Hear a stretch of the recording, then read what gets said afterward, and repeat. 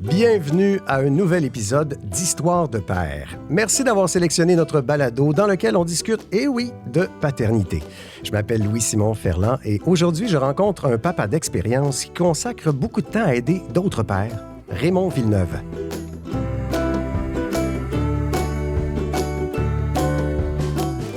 On est ensemble parce qu'on veut que notre blonde, notre chum, on veut nous-mêmes être heureux. Alors, comment est-ce qu'on fait ça? Quand tu parles aux gars de cette façon-là, tu les mobilises beaucoup plus qu'en les chicanant par leur disant quoi faire ou quoi pas faire. Même si techniquement le statut de père existe depuis que le monde est monde, on peut dire que depuis quelques années, l'évolution de ce rôle a été assez marquante, ne serait-ce qu'au niveau de l'engagement et de l'implication des pères. En 2023, où en sommes-nous? Quelle est la place des pères? Quels sont les défis qui restent à surmonter? Je pense qu'on a l'invité tout désigné pour en jaser, puisqu'il est le directeur général du regroupement de la valorisation de la paternité et surtout papa de grands-enfants, Fanny, 23 ans, et Gabriel, 26 ans. Bonjour Raymond. Salut. Merci d'avoir accepté de te joindre à nous aujourd'hui, de venir parler de paternité. Je pense que c'est un sujet que tu connais un petit peu. C'est ma passion dans ma vie professionnelle et personnelle. C'est pas un hasard qu'on t'invite à notre micro aujourd'hui pour en discuter. On avait le goût de parler avec toi de la place des pères, des besoins des pères aujourd'hui. Et comme tu es directeur général du regroupement de la valorisation de la paternité, on va dire RVP quelquefois. C'est plus simple. Ça va être plus simple. Je pense que tu es bien placé pour nous parler de ça. Mais juste avant de parler des pères au pluriel, si tu permets, j'aimerais ça en apprendre plus sur ton histoire à toi, parce que ça s'appelle comme ça, histoire de père. Alors, tu as des grands-enfants, j'imagine que c'est pas une nouveauté pour toi d'être père, mais si on retourne en arrière, je sais pas si tu te rappelles un peu comment tu te sentais à l'époque, comment la paternité est arrivée dans ta vie. Moi, c'est à la fin de la vingtaine. Puis je me souviens qu'une des choses qui me préoccupait, c'était le fardeau financier. Ah oui? J'étais un pauvre auteur de théâtre à l'époque. Je gagnais pas beaucoup d'argent. Puis je me disais, comment je vais faire? Comment je vais faire? Puis ça tournait dans ma tête. Puis je me souviens du moment, je marchais sur la rue, puis à un moment donné, je me suis dit, lâchez prise, allons-y. Ouais. Un ami m'avait dit, le bébé, il arrive toujours avec sa boîte à lunch. Je l'ai cru. Et j'ai plongé là-dedans, j'ai fait un lâcher-prise. Et l'année d'après, j'avais écrit une pièce qui a eu un grand succès dans les théâtres d'été. Puis effectivement, mon premier enfant, Gabriel, il est arrivé avec sa boîte à lunch, ce qui a beaucoup facilité les choses. Mais donc, on a plongé, puis c'est les plus beaux moments de ma vie. Là, bon, tu vois, il n'y a rien qui arrive pour rien. Tout à fait. Ça prend quand même une petite dose de naïveté à un moment donné, parce qu'on attend toujours le bon moment, puis les conditions parfaites, je pense qu'on ne ferait jamais d'enfant. Hein?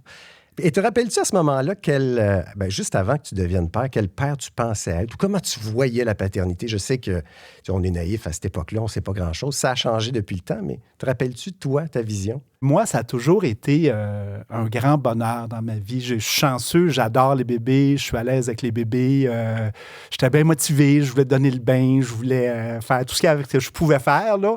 Puis pour moi, c'était juste du plaisir à ce niveau-là. Là. Fait que pour moi, c'était bien le fun, tout ça. Ouais, maintenant, beaucoup de pères sont comme ça. Puis toi, ça fait quand même quelques années. Peut-être que tu n'étais pas aussi... ou c'était pas aussi répandu comme goût, comme... Ah, moi, c'est ça, là, je suis un vieux père, là, j'ai 59 ans, mes enfants, ils ont 23 puis 26 ans. C'est sûr que là, c'est des jeunes adultes, ça fait que les défis sont vraiment différents. Mais effectivement, c'était peut-être pas si fréquent, en même temps que je me sentais pas tout seul non plus. Là. Tu sais, c'est que ça commençait tout le temps, de plus en plus. Mais c'était pas la norme à l'époque. C'était pas la norme sociale. On parlait pas de coparentalité. On n'en parlait pas de cette façon-là. Ça a vraiment beaucoup évolué depuis ce temps-là, c'est certain. Là. Et c'est justement à ce moment-là, quand tes enfants étaient encore jeunes, que tu as commencé à t'impliquer dans le regroupement pour la valorisation de la paternité. Comment c'est arrivé? Qu'est-ce qui t'a amené à t'intéresser à la cause des pères à ce moment-là? En fait, ça a passé par le théâtre. Comme je te disais tantôt, j'écrivais des pièces de théâtre. Puis j'ai commencé à écrire des pièces de théâtre sur les hommes, sur les pères. Puis en faisant de la recherche pour ces pièces de théâtre-là, j'ai rencontré des gens du milieu communautaire, puis ça m'a touché au cœur. Tu sais, les gens qui se lèvent le matin pour aider le monde, là, moi, ça me drive. Puis j'ai rencontré des gens, Yvon Lemay, Manuel Pratt de Schlager Maisonneuve, puis ces deux gars-là m'ont comme touché, puis j'ai dit, c'est ça que je veux faire dans la vie. Là, t'sais. C'était pas aussi clair que ça à l'époque, mais cet appel-là de changer le monde, d'essayer de faire que le monde est meilleur, de travailler pour les familles, pour les pères, les mères, les enfants, tu sais, quand tu fais ça, tu sais pourquoi tu te lèves le matin. Là. Ça, c'est certain. Ça fait t'a que j'ai eu la inspiré. piqûre, absolument. Puis tu étais le premier employé à ce moment-là. Tout à fait, tout à fait. Puis là, on est rendu, c'est un organisme reconnu, c'est grand. Combien d'employés maintenant? On vient d'engager notre 10e employé. On va en engager 3 autres bientôt. On a des membres dans toute la province de Québec. Fait qu'on a vraiment fait beaucoup de chemin. C'est une belle histoire. Ben oui, puis surtout que tu étais déjà impliqué, tu étais déjà passionné. Et là, en plus, on t'offre d'avoir un emploi dans ce domaine-là. À l'époque, quand je suis arrivé, tout le monde me disait, il n'y a rien pour les pères. On était en 2005, c'était les années, on n'était pas si loin de Fathers for Justice, les pères qui grimpaient ces ponts. Ça a beaucoup marqué l'imaginaire québécois, là, tu sais. Puis à chaque fois qu'on arrivait, c'était toujours « Ah, êtes-vous Fathers for Justice? Est-ce que vous êtes Batman? Est-ce que vous êtes Robin, M. Villeneuve? » Puis là, je disais « Ben non, on n'est pas ça, tu sais. » Parce qu'il y avait comme cette idée-là que les pères qui revendiquaient, c'était des pères frustrés, des pères antiféministes aussi, parce que c'était beaucoup le discours qu'il y avait là-dedans. Ouais. Puis on nous a dit « Non, c'est pas ça. Là. Nous autres, on veut que les pères jouent leur rôle, on veut qu'ils travaillent avec les mères, on veut que ça soit du ensemble dans tout ça. » Mais à cette époque-là, ce discours, il n'était pas présent dans l'espace public, ce discours-là. Là. Fait qu'on avait beaucoup de travail à faire. Fait qu'il a fallu se battre contre ça, en plus de devoir expliquer à quoi servait le regroupement de la valorisation de la paternité dans les débuts. Là. Ben oui, parce que, tu sais, quand les gens ils disaient « il n'y a rien pour les pères », c'est un petit peu pas mal vrai, tu sais. Quand tu regardais d'un service à la famille, quand tu regardais dans les politiques publiques, moi, je m'amusais souvent à faire rechercher père dans les documents. Puis la plupart du temps, je ne le trouvais pas, là, tu sais. On ne le trouve pas encore souvent, mais on le trouve de plus en plus. Mais donc, l'idée, dans le fond, c'était que la famille, c'était les mères puis les enfants. Puis le père, lui, il allait travailler, c'était le père pourvoyeur. Une fois de temps en temps, il y avait un hurluberlu qui était différent des autres, là. Mais dans le fond, fondamentalement, c'était ça. Puis c'était ça, l'attente sociale, tu sais. Puis c'était pas parce que c'était pas des bons pères. Tu sais, mon père, les pères de cette génération-là. C'était comme ça. Il y a plein de gens qui aimaient leurs enfants, qui avaient un rapport important avec leurs enfants, qui étaient des personnes significatives, mais c'était un autre monde, c'était différent. Mais là, on s'est dit, ben là, on veut autre chose, tu sais. On veut que les mères puissent sortir de la maison, on veut que les pères puissent rentrer dans la maison. Comment on fait ça? Fait qu'on a tout brassé ça, puis tranquillement, on évolue là-dedans. Là, ouais. Et avec ton expérience, Raymond, où est-ce qu'on se situe au Québec au niveau de l'engagement des pères? On n'est pas pire au Québec. Ouais. On a fait un sondage léger il y a 2 ans, puis de façon claire, nette et précise, on a montré que les pères québécois étaient beaucoup plus engagés que les pères du restant du Canada. Puis dans la conception de leur rôle, c'était beaucoup moins d'être pourvoyeur que d'être un guide, un donneur de soins, quelqu'un qui s'occupe des enfants. Et sur toutes les questions du sondage, d'ailleurs, M. Léger l'a confirmé, il y avait vraiment des écarts importants. Donc, de façon claire, les pères québécois sont plus engagés que les pères dans le restant du Canada, plus engagés que les pères américains, plus engagés que dans plein de pays en Europe. En fait, on est probablement là, dans le peloton de tête, là, pas loin des pères des pays scandinaves. Fait que quand même, on avance, il y a du travail à faire, mais on n'est pas pire, on n'est pas pire. On évolue. Voilà. Je pense qu'il y a toujours des nouveaux défis qui arrivent d'année en année pour la gestion. Ne serait-ce que le partage des tâches, hein, le partage de la charge mentale. On en parle encore beaucoup cette année. Oui. Ça s'améliore. Qu'est-ce qu'on pourrait améliorer encore? Où est-ce qu'on en est de ce côté-là? C'est sûr que, dans le fond, ce qu'on voit, c'est qu'on est vraiment en transition. On souhaite un partage égalitaire, on souhaite l'égalité entre les mères et les pères, mais il y a encore du chemin à faire. Il faut le reconnaître. Mais ce qui est le plus encourageant, c'est quand tu regardes chez les jeunes, là, chez les jeunes parents, là, les 18-34 ans, là, c'est ça leur modèle. C'est ça leur objectif. Est-ce qu'on est rendu? Non. Il y a encore du travail à faire? Oui. Mais c'est ça qu'ils ont dans la tête. Puis les jeunes mères, c'est ça qu'ils veulent. Ils veulent avoir des pères impliqués. Puis de plus en plus, les pères veulent être impliqués aussi. Puis ce que les pères ils ont vraiment compris, c'est l'importance du lien affectif avec l'enfant. Ça, là, tu regardes dans la jeune génération, c'est vraiment quelque chose qui est de plus en plus acquis. Puis il dit, je veux connaître mon enfant, je veux que mon enfant me connaisse. Fait que là, il y a vraiment quelque chose là, qui est rentré. Après ça, les tâches ménagères, les gars sont généralement un petit peu moins bons, là. Puis pour eux autres, c'est pas si important, le ménage, les légumes, tout ça, on le voit encore maintenant. C'est pas nécessairement la priorité. Sauf que je pense que c'est en train de changer, on chemine. Puis moi, ce que je pense vraiment, c'est que souvent, on ne parle pas de la bonne façon aux gars. Souvent, des fois, on les chicane, on leur dit « tu fais pas ci, tu fais pas ça ». Puis généralement, ça marche pas. On n'aime pas ça, se faire dire quoi faire ou se faire moraliser. Ce qui marche davantage, c'est de partir de l'enfant, partir de ton conjoint, de ta conjointe, puis dire « ben là, pourquoi est-ce qu'on est ensemble? On est ensemble parce qu'on veut que notre enfant soit heureux. On est ensemble parce qu'on veut que notre blonde, notre chum, on veut nous-mêmes être heureux. Alors, comment est-ce qu'on fait ça? » Puis quand tu parles aux gars de cette façon-là, tu les mobilises beaucoup plus qu'en les chicanant par leur disant quoi faire ou quoi pas faire. Puis moi, j'ai une phrase que j'aime toujours sortir, qui vient justement d'Yvon Lemay, dont on parlait tantôt. Il y a une phrase magique que cet intervenant-là avait, puis que je cite souvent parce qu'elle est tellement importante.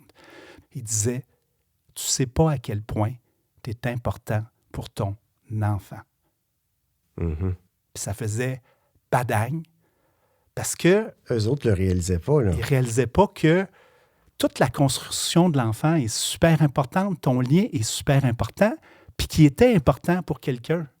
Et ça, quand tu pars de ça, tout est possible. Tu as le goût de te désarmer pour ton enfant, de le rendre heureux. Tu sais, c'est comme quand on le prend par ce bout-là, ça donne plein de possibilités. Je comprends. C'est comme si on veut prendre notre place. Les mères, avec le temps, ont voulu que les pères prennent plus de place, mais peut-être qu'on n'avait pas la même vision de la place à prendre. Absolument.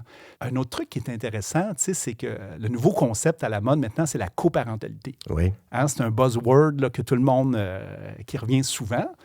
Et quand on parle de coparentalité, ce qui est super intéressant, c'est que dans la coparentalité, tu as 4 morceaux. Tu as le partage des tâches, bien sûr, mais il y a d'autres choses aussi. Parce que souvent, c'est comme si la vie de couple puis la vie de famille, c'était du partage des tâches. Mais tu sais, on ne se marie pas ou on n'est pas un couple pour partager des tâches. Là. Ça, c'est une conséquence. Ce qui est intéressant, c'est que la coparentalité, c'est de dire, oui, il y a le partage des tâches, mais aussi la communication. Je te parle, tu m'écoutes, tu me parles, je t'écoute. Déjà ça, il y a bien de la job là-dedans. Après ça, tu as la reconnaissance parentale. Ça a l'air de rien, mais ça, c'est bien important. Quand est-ce qu'on se dit, là, tu es une bonne mère, tu es un bon père? Quand est-ce que les couples se disent ça?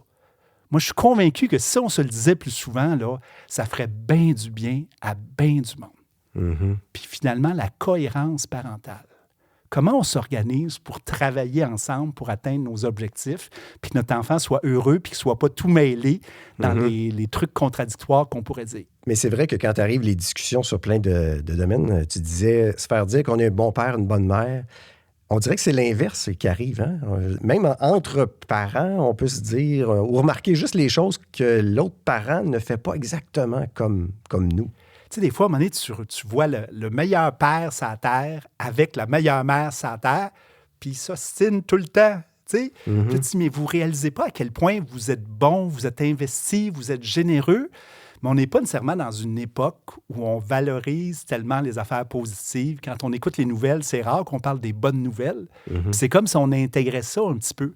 Mais petits conseils qu'on donnerait au père ou aux mères, dites-vous ça une fois de temps en temps. Tu es un bon père, tu es une bonne mère. Ça fait tellement de bien. La société a beaucoup évolué aussi pour l'implication, pour s'ajuster à l'implication des pères, mais il reste quand même un petit bout de chemin à faire dans certains secteurs. Ben oui, tout à fait. Moi, j'appelle ça le réflexe paternité.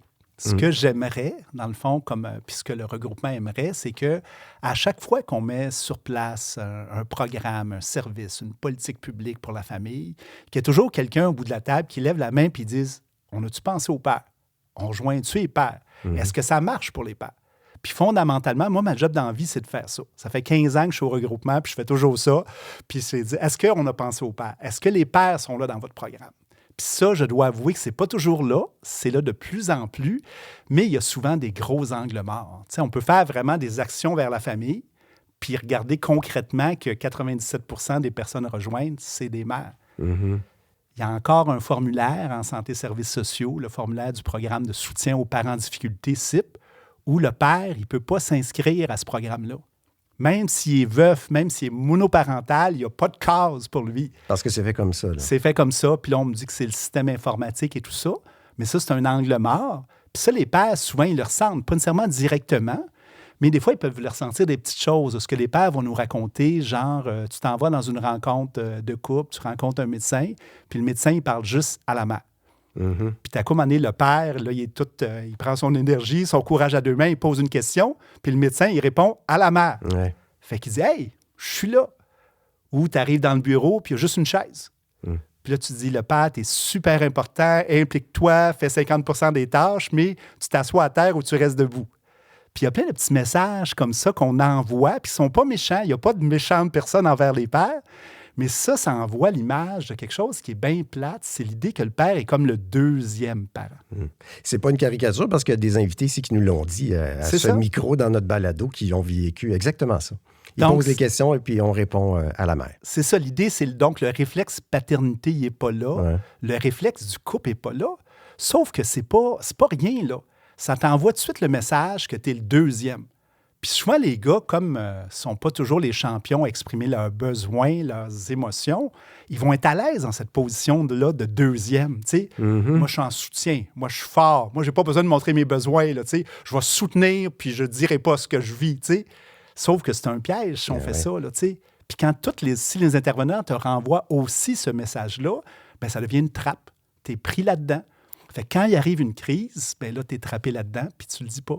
Et ça m'amène justement à cette facette bien importante du RVP parce que vous côtoyez des pères en détresse. Je pense que c'est une bonne partie aussi de votre mission. Puis des pères, tu l'as dit, des fois, ça a de la difficulté à s'exprimer. Aller chercher de l'aide, c'est une grosse étape. Vous servez un peu à ça. C'est pas toujours facile. Bien, tu sais, l'année passée, notre campagne pour la Semaine québécoise de la paternité, le slogan, il était bien simple, mais je pense qu'il marchait fort. C'était « Papa, as-tu besoin d'aide? » Oui, c'est beau. Tu sais, « Papa, as-tu besoin d'aide? » Puis ça, tu dis ces mots-là, puis tout de suite, là, ça vient de chercher. Puis ce qu'on a vu, c'est que 13% des pères du Québec nous ont dit qu'il est en état de détresse psychologique élevé. Les pères qui sont séparés depuis moins de 5 ans, c'est 25%, 1 sur 4. Les pères qui ont moins de 35 000 $ par année, c'était 29%, presque 1 sur 3, en état de détresse psychologique élevé. Puis ce que le sondage nous a dit de bien important sur la demande d'aide, justement, comme on en parlait, c'est que les 2/3 de ces pères-là, en état de détresse psychologique élevé, ils n'ont pas demandé d'aide puis ils n'ont pas consulté. Ils sont restés pris avec ça, avec leur détresse. Pourquoi tu penses, Raymond? C'est sûr qu'il y a la fameuse socialisation masculine. C'est sûr qu'on est souvent plus élevé comme ça. C'est encore présent. C'est une faiblesse de montrer qu'on a besoin d'aide? On ne sait pas comment. Puis les études, ils nous disent que oui, que la masculinité plus traditionnelle va faire ça. Chez les jeunes vont plus parler de leurs sentiments, leur anxiété, tout ça. Cependant, quand il arrive une période de crise, souvent, les mauvais réflexes reviennent puis ils se referment. Fait qu'il y a encore quelque chose. La bulle. Puis je vais laisser aux experts le soin de nous expliquer exactement pourquoi, mais quand on pense aux hommes, aux pères de maintenant, c'est encore là, c'est encore présent. Ça fait que tout ce qu'on peut dire pour dire que c'est OK de demander de l'aide, c'est correct, tu sais. Puis moi, l'autre message que j'aimerais dire qui est important, c'est que ce qu'on voit aussi dans toutes les études, c'est que tu sais, les problèmes ou les vulnérabilités, ça s'accumule. Tu sais, moi, mon image est très simple. C'est, imagine, tu as un sac sur ton dos, ce que tu transportes. Quand tu as une roche dedans, c'est pas pire. Tu peux marcher. Quand tu en as 2, c'est plus dur. Quand tu en as 3, tu en as 4, tu en as 5, d'un coup, ça devient bien pesant. Ce qui fait que si tu es immigrant, si tu ne parles pas la langue, si tu es pauvre, si tu viens de te séparer... C'est toutes des roches, ça. Tu as bien des roches dans ton sac, puis c'est pesant. Fait que c'est lourd. Donc, tout ça là, rend la demande d'aide beaucoup plus difficile. Puis ce qu'il faut dire aussi, c'est que les services pour les pères ne sont pas toujours là ou ne sont pas toujours adaptés. Ce qui fait que si un père en difficulté, il a bien mal, il trouve ça dur, puis tout à coup, il va cogner à la porte une journée, puis il n'y a pas une bonne réponse, ou on leur vire de bord, c'est possible qu'ils ne reviennent pas la prochaine fois. Puis souvent, ça, c'est un peu bête, mais ce qu'on leur remarque, les gars, là, c'est tough. Fait que des fois, ça va être long avant qu'ils demandent. Fait que la journée où ils demandent de l'aide, la journée où il faut qu'ils s'ouvrent, il faut être là. Puis moi, je dis toujours, c'est 20 minutes. Dans la vie, là, vraiment, là, si tu es capable de t'arrêter, de te mettre à off, puis prendre 20 minutes avec le père, puis l'écouter, là, il y a bien des chances que ça devienne ton meilleur ami. Oui. Parce que cette journée-là, où il va passer par-dessus ses tabous, ses difficultés, puis il va te montrer son cœur, là, ça va être tough. D'un coup, il va te dire l'affaire, puis il va t'ouvrir son cœur. Puis là, les choses sont possibles. Puis ça peut sortir n'importe quand. Là, oui, avec des organismes, mais des gars qui se parlent entre eux autres, des fois, ça peut sortir où on s'y attend pas, qu'ils vont se confier sur un petit quelque chose, juste prendre le temps de les écouter, hein, Tout à fait. de jaser avec eux autres. Puis, il faut quand même s'encourager. Depuis 3-4 ans, on a beaucoup parlé de santé mentale. Mm-hmm. La pandémie a comme permis ça. On a parlé beaucoup aussi socialement des difficultés des hommes, plus qu'on n'en avait jamais parlé. On a parlé des situations plus difficiles, de féminicide, de violence conjugale et tout ça. Mais toutes ces questions-là ont fait en sorte qu'il y a un espace sociétal qui fait que c'est plus légitime de pouvoir dire « je me sens pas bien, là, je suis toute mêlée, qu'est-ce que je fais avec ça? » là, tu sais. Puis chez les jeunes, par exemple, ils nomment plus ces mots-là, comme le mot « anxiété », ils vont le nommer beaucoup. Puis ça, je me permettrais de faire une petite parenthèse. Là. Écoute, les taux d'anxiété dans la jeune génération sont hyper élevés. Puis ça veut dire que dans nos jeunes parents, là, c'est pesant de vivre à l'heure actuelle, d'être parent dans notre société, avec tous nos enjeux, avec l'éco-anxiété, avec tout ce qui se passe. Avec l'économie. Avec l'économie, avec les loyers qui montent, avec tout ça, avec notre façon aussi de réfléchir les enjeux sociaux, souvent qui est comme stressé. On est tous stressés au bout. Puis les parents qui sont dans une situation où ils doivent transmettre, ils doivent donner, ils doivent s'occuper d'un enfant, ils intègrent tout ça, puis ils sont très, très anxieux, nos jeunes parents. Fait que je pense là, que comme société, là, nous autres, les vieux, là, toi puis moi, il faut vraiment être soucieux de ça. Dans quel monde ils sont, puis il faut être attentif à ça. Puis leur détresse, leur difficulté n'est pas nécessairement la même que celle qu'on avait quand on avait leur âge. C'est vrai. Là, on parle beaucoup du terme père, mais tu sais qu'en 2023, c'est quand même... on réfère à des structures familiales quand même plutôt hétéronormatives quand on dit père. Je sais que je t'amène sur un dossier. D'après toi, Raymond, on doit continuer de dire le mot père et non pas autre parent? Ben oui, parce que le mot père, le mot mère, le mot papa, le mot maman, c'est pas des mots neutres, c'est pas des mots de fonction. C'est des mots identitaires, des mots sensibles. Tu sais, papa, maman, père, mère, c'est des mots qui nous définissent. Puis moi, je suis tout à fait pour l'inclusion au bout. Mais tu sais, si on peut dire père, mère, parent, mais pour les pères, c'est un mot important. Puis c'est d'autant plus important parce que même dans des documents gouvernementaux, des fois, on va parler de mère et de parents. Ce qui est important, c'est de ne pas créer d'angle mort. Si on prend juste le mot parent, ça va souvent créer un angle mort sur les pères parce que quand on pense à parents, nécessairement, on va penser aux mères. Si on pense à service, nécessairement, on va penser aux mères. Mais on ne va pas nécessairement penser aux pères. Fait que si on ne les nomme pas, ils disparaissent. Puis l'idée, dans le fond, c'est que pour moi, l'idée fondamentale de l'inclusion, c'est d'additionner des réalités. C'est comment faire pour qu'on s'intéresse à tout le monde. Tu sais, puis des pères, il y en a plein de sortes différents. Il y a des pères gays, il y a des pères trans, il y a des pères de plein de sortes différentes, des mères, il y a plein de sortes, des parents, il y en a plein de sortes. Ce qui fait que dans l'inclusion, c'est comment on s'assure de soutenir, de voir tout le monde. Fait qu'il ne faut pas se chicaner entre nous de savoir qui qu'on va tasser. L'idée, c'est de dire comment est-ce qu'on soutient tous les parents, les pères, les mères, les parents de la diversité sexuelle et de genre. Comment est-ce qu'il y a de la place pour tout le monde, puis comment on s'adapte à leur réalité. Puis si on a une stratégie, si on nomme plus les pères, ils vont disparaître. T'sais. Ils ne se sentiront pas identifiés là-dedans. Là. Puis plus que ça. Ça devient plus neutre. Plus que ça, c'est que souvent dans la formation universitaire, on parlera très peu des pères, ou sinon, juste pour les situations les plus difficiles, la violence conjugale puis les abus. Donc, dans l'imaginaire, dans la formation, dans les formulaires, dans les services, souvent, ils n'existent pas vraiment. Fait que si on ne les nomme pas, ils vont disparaître. De la même façon que pour les parents de la diversité sexuelle et de genre, si on ne les nomme pas, si les intervenants n'ont pas une compréhension de leurs enjeux, s'ils n'ont pas des services spécifiques, ils vont disparaître eux aussi. Fait qu'il ne faut pas se chicaner entre nous de dire tirer sa couverte. L'idée, c'est des faux choix, ça. L'idée, c'est comment est-ce qu'on soutient tout le monde, comment est-ce qu'on fait de la place à tout le monde, quelle que soit leur réalité. Oui, je suis d'accord aussi. Puis ça fait partie un peu de la mouvance de la coparentalité. On veut laisser la place à chacun, mais il y a quand même des différences. Hein, je pense souvent entre deux parents, puis même deux parents de même sexe, il va y avoir des différences entre les deux.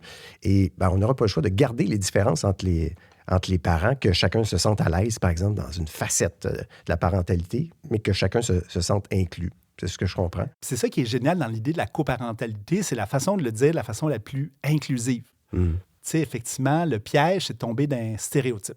Ouais. De dire, le père, c'est ça, la mère, c'est ça, puis de nous cantonner dans des rôles. Ça, je pense que c'est pas bon. Puis c'est important de laisser la liberté aux pères, aux mères, aux enfants d'être ce qu'ils sont. Bien, puisqu'on parle de coparentalité, c'est justement le thème de la 11e semaine québécoise de la paternité, si je ne me trompe pas, faire équipe dès le départ. Exactement, exactement. Puis cette année, on avait le goût de parler de périnatalité parce que c'est là où tout commence. Hein? C'est là que les bonnes habitudes ou les moins bonnes habitudes se prennent. Puis l'idée, dans le fond, le faire équipe, c'est le team. T'sais. Comment est-ce qu'on élève son enfant? Comment est-ce qu'on en prend soin ensemble? Puis on trouvait ça bien, bien beau comme thématique. Oui. C'est peut-être le bout difficile pour les pères aussi de s'impliquer quand le bébé n'est pas encore ressorti. Hein? C'est ça. C'est tellement intéressant, ça. Le geste que tu viens de faire, c'est les pères, ils font toujours ce geste-là. C'est-à-dire que les pères, ils vont dire, quand le bébé il est dans le ventre de la mère, pour moi, c'est bien abstrait. Puis t'as beau vouloir, t'as beau faire le massage du périnée, puis t'as beau essayer tout, là. L'autonomie. Ça demeure une fiction. Moi, je dis toujours, les mères, ils font le bébé dans leur corps, puis le père, ils font le bébé dans leur tête. Puis pour faire un bébé dans ta tête, il faut que tu fasses de la place dans ta tête. Puis le processus des pères, dans le fond, c'est ça, c'est de faire du ménage à l'intérieur d'eux, puis de faire de la place à leur enfant et au père en eux qui est en devenir. Il y a souvent un décalage entre la mère et le père. Puis c'est un peu à l'accouchement où tu as comme un moment donné, tu te rends compte quand le bébé sort. Là, quand tu prends le bébé dans tes bras, ça fait comme « aïe, aïe », tu sais, l'espèce de décharge d'adrénaline que beaucoup de pères ressentent, c'est à ce moment-là que tu l'as, là, tu sais.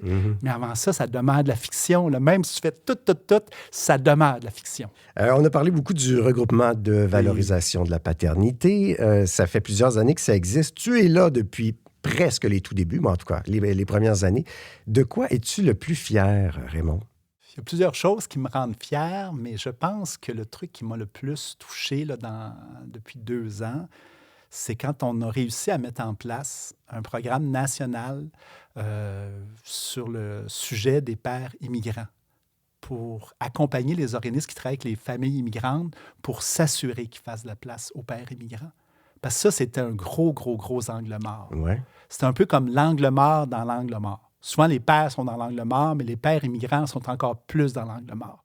Est-ce que le niveau de détresse est encore plus haut dans ce temps-là, parce qu'il arrive dans un nouvel environnement? Bien, tu sais, le classique, là, si on va peut-être un peu dans des stéréotypes, mais si on simplifie, mais je pense que ça fait image, tu sais, c'est que souvent, ça va être le père qui va initier le mouvement. Il va dire, on est dans un pays pour le bien-être de ma famille, de mes enfants, on part de ce pays-là, puis on arrive ici. Fait que lui, il dit, écoute, là, je vais améliorer le bien-être de ma famille. Puis là, il arrive ici. Imaginons que, par exemple, ses diplômes ne sont pas reconnus. OK? Déqualification. Au lieu d'être médecin, tu es chauffeur de taxi 80 heures par semaine.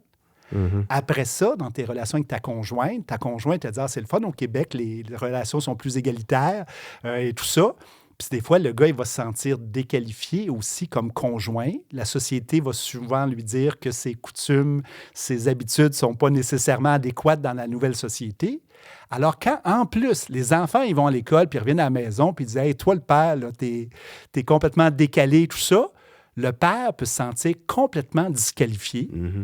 Puis malgré qu'il travaille dans son taxi 80 heures par semaine, malgré qu'il a initié le changement, malgré qu'il a mis tout son argent pour venir ici, t'as quoi avoir l'impression qu'il est comme un pubon. Il y a un intervenant qui nous disait récemment, il dit, les pères, là, souvent, leur santé mentale dans leur pays, elle va bien. C'est quand ils arrivent ici que souvent tout se déglingue parce qu'on les juge beaucoup. Puis des fois, c'est pas toujours consciemment, mais souvent, le regard qu'on pose sur eux est très, très, très difficile. Alors, ces hommes-là, souvent, ils vivent beaucoup de détresse. Ces hommes-là ils ont encore moins l'habitude de demander de l'aide. Alors, eux, ils ne veulent pas un psychologue, ils ne veulent pas de l'aide psychosociale, ils veulent de la reconnaissance. Ils veulent travailler dans ce qu'ils sont, ils veulent être reconnus comme conjoints, comme père et tout ça. Ce qui fait que ce parcours-là est souvent là, très difficile et très souffrant. C'est une grosse adaptation. C'est énorme. Alors, c'est pour ça que moi, j'étais très content qu'on puisse travailler à ça, puis que les organismes se posent la question, les pères, qu'est-ce qu'ils ont de besoin? C'est quoi leur parcours? C'est quoi leurs difficultés? Comment est-ce qu'on peut leur donner un petit coup de pouce pour les aider à mieux s'intégrer ici? Ça, je t'avoue que j'étais bien fier. Fait qu'on voit que vous personnalisez quand même l'aide que vous donnez aux différents pères selon les situations. Mais mettons, là, Raymond, je te demande un conseil général. Si tu avais un conseil à donner aux pères. Si j'avais un conseil à donner, je penserais à une conférencière psychologue qui est fabuleuse, qui s'appelle Brigitte Lavoie, qui a une conférence extraordinaire qui dit aux pères, ce qui est important, là, c'est de travailler à être le père qu'on veut être. Ça veut dire, au lieu d'être dans ce qu'on ne fait pas de correct, d'être dans le jugement, d'être dans tout ça, c'est le fun de se centrer et de dire qu'est-ce que je voudrais être comme père? Mm-hmm. Qu'est-ce qui est vraiment important? Là, outre tous les détails, il y a plein d'affaires dans lesquelles on peut s'enfarger, là, mais qu'est-ce qui est vraiment, vraiment important? Là, puis quand on est là-dessus, quand on est centré là-dessus, c'est rare qu'on se trompe. Donc, quel père qu'on veut être, puis travailler pour être le père que vous avez le goût d'être. Et est-ce que je peux ajouter, ne pas se décourager si on a l'impression que parfois on n'est pas tout à fait le père qu'on veut être, parce qu'on a toujours l'impression d'être pire qu'on est, hein? Le doute, l'inquiétude. De ne pas trop se juger. Non, effectivement. Mais juste de se centrer sur qu'est-ce qui est vraiment important. Puis tu sais, ultimement, ce qui est vraiment important, c'est la relation. Tu sais, des fois, c'est pas le linge, c'est pas les cadeaux qu'on donne, c'est tout ça. Mais d'investir dans la relation avec l'enfant, là, quand on est là-dedans, là, c'est rare qu'on se trompe. Raymond, qu'est-ce qu'on peut te souhaiter à toi et au RVP? De pouvoir continuer encore longtemps, de pouvoir se développer. Puis ce que je constate, ce qui est intéressant, c'est que ce qu'on fait, là, c'est pas mal unique, là. Moi, j'ai des collègues du restant du Canada, puis il n'y a pas le genre de programme qu'on développe ici. Aux États-Unis, ça n'existe pas. En fait, ça n'existe pas dans beaucoup de pays du monde, ce qu'on fait. Fait que si je rêvais, puis moi, souvent, je rêve grand, là, ça serait qu'on se développe au Québec, mais qu'on puisse inspirer aussi des gens là, un petit peu partout au monde, parce que c'est une belle idée, la paternité. Puis je pense que ça fait partie de notre vision d'avenir, tout ça. Là. Comment est-ce que les hommes, les femmes, les parents, on peut travailler ensemble, être bien là-dedans pour le bien-être de la prochaine génération? Là, c'est un magnifique projet. Et même avec des grands-enfants, est-ce que tu as encore du plaisir à être père? Tout à fait. C'est des nouveaux défis. Oui. Puis, effectivement, comme je disais tantôt, ce qui est important, c'est la relation. Tu sais, je veux dire, tu chicanes plus tes enfants à 23, 26 ans. Il faut être dans d'autres choses. Donc, comment les accompagner? Comment être à leur écoute de leurs besoins? Comment les soutenir pour qu'ils déploient leurs ailes? C'est vraiment des nouveaux défis, mais c'est bien, bien, bien intéressant également. Raymond, merci beaucoup d'être venu nous discuter de paternité avec nous autres et longue vie au regroupement de valorisation de la paternité. Un gros merci. Histoire de père est un balado de Naître et Grandir produit en collaboration avec la maison de production Grand Public. Je m'appelle Louis-Simon Ferland. Je vous invite à découvrir les autres épisodes de ce balado sur votre plateforme audio préférée ou sur notre site naîtreetgrandir.com. Merci de nous avoir écoutés et à bientôt.